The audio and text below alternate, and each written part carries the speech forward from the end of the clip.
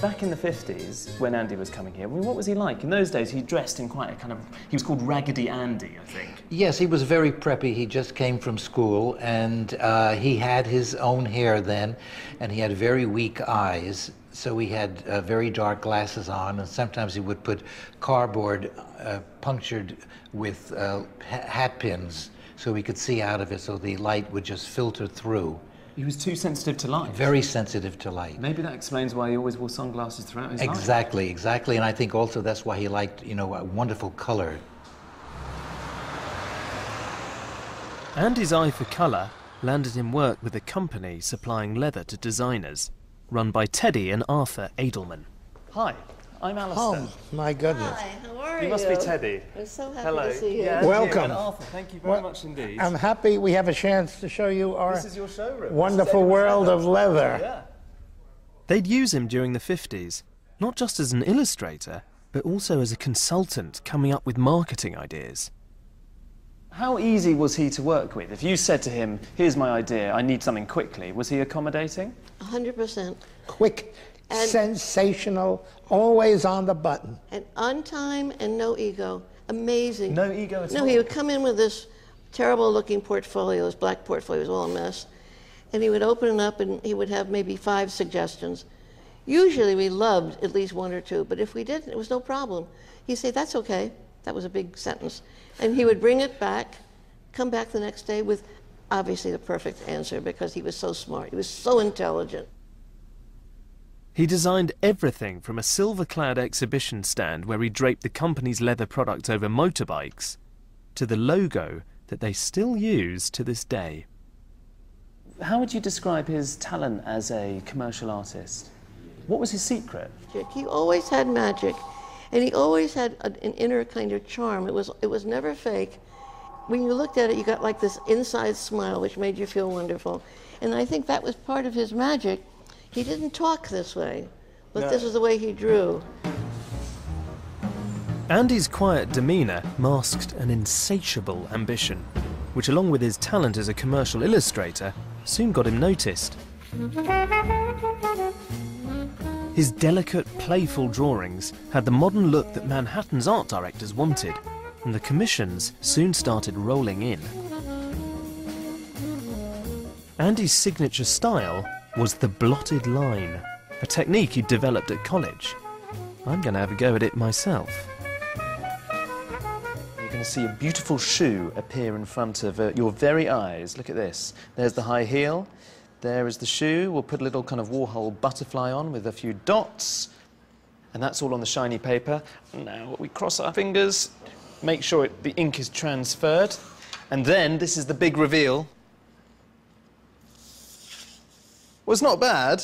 I'm not sure what it looks like. That could be a Warhol butterfly, I suppose. But I suppose the key point is that you see here is the blotted line.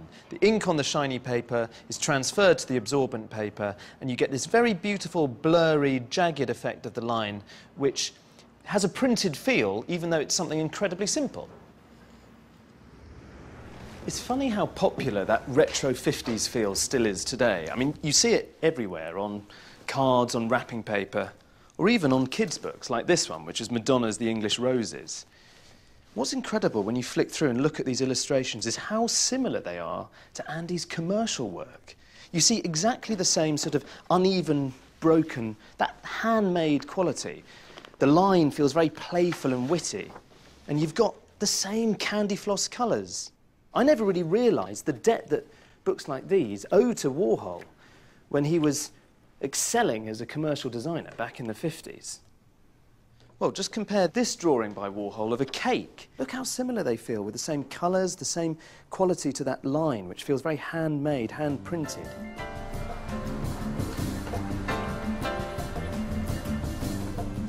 By the mid-1950s, Andy's career in commercial illustration was really taking off.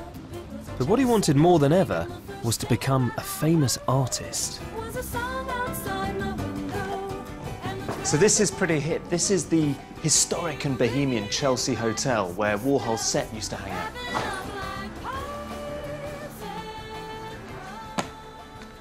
Andy's first illustration after leaving Pittsburgh for this article, Success is a Job in New York, now seems incredibly apt, because within a couple of years he'd become one of the city's hottest commercial artists.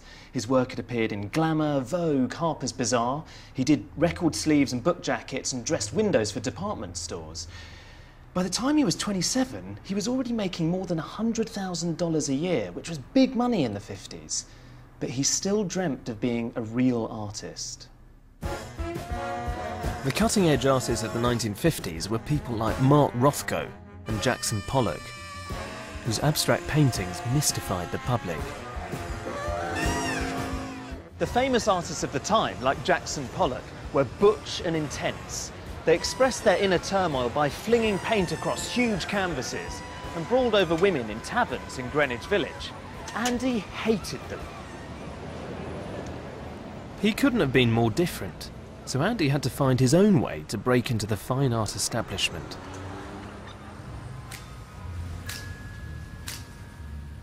For his work to be taken seriously as art rather than just illustration, it had to be about something. It had to comment on the world around him and make people look at it differently.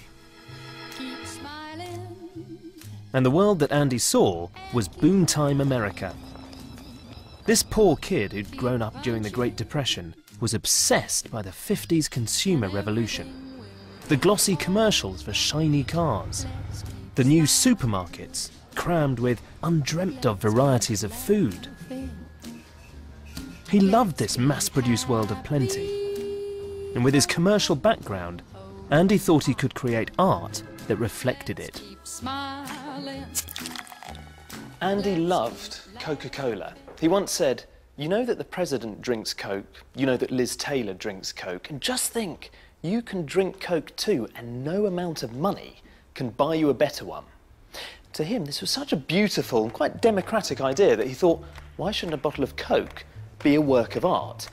Now, this is a reproduction, but this is what he created first. He's left traces of his own hand. You can see all of this loose, very drippy, very fluid brushstrokes, which I guess was Andy's way of saying, despite this being a Coke bottle, this is still a proper painting. But it doesn't feel quite right. And the next thing he did was so crucial in his development as an artist, because he created this.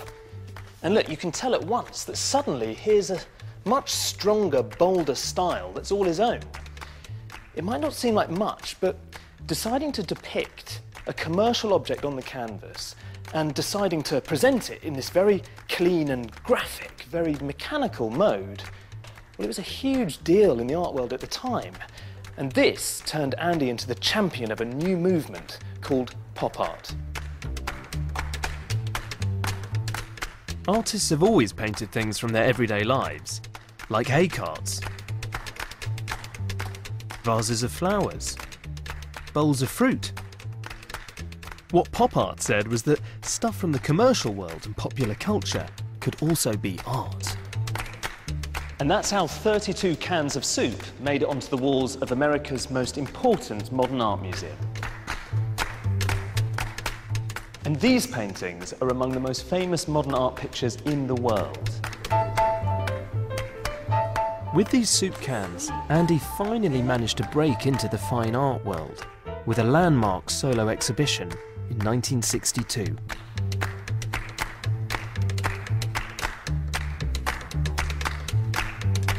He started with quite a basic portrait of just tomato soup, but that wasn't enough. He had old-fashioned tomato rice soup. This one I like. This is clam chowder Manhattan style, which apparently is tomato-based rather than creamy. Turkey noodle soup if you're alone at Christmas. Minestrone. Now, when they were first shown, most people thought they were a joke, but they really mark Andy's coming of age as a pop painter. The bright colours, the crisp, mechanical technique, the presentation of a series of nearly identical images, they were all things that Andy would play with again and again. Like Coca-Cola, Campbell's soup was available to everybody. Like so much of his later work, these paintings are about capitalism. They're about the consumer society. Really, they're about us. Andy had begun a revolution, and what could now be classified as art would never be the same again.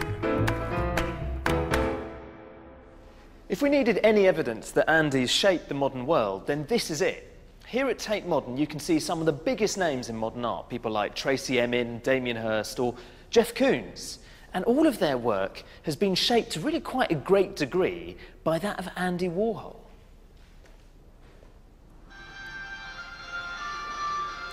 Like it or not, we've Andy Warhol to thank for today's artists, who are obsessed with consumer culture and everyday objects. Now artists can take anything ordinary, cola cans, designer trainers, or Japanese cartoons, stick them in a gallery and declare it art. It's still highly controversial, so imagine the storm it caused when Andy did it back in the 60s.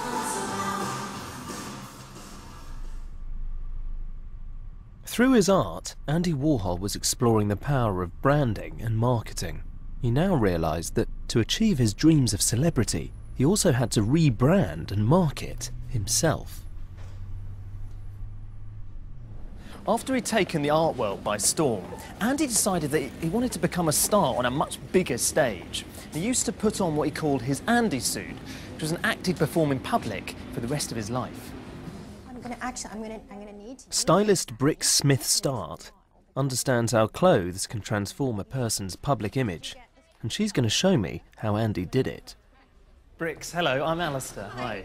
Nice How's it to going? meet Good to meet you. you. Now look, I really want to find out from you what Andy meant when he talked about his Andy suits. Right. Andy Warhol needed to create a persona that people would remember, a persona that would help him promote his art and his celebrity. Had to use himself almost as a work of art. And this is how he did it. He did it with fashion. Andy Warhol was the master of the makeover.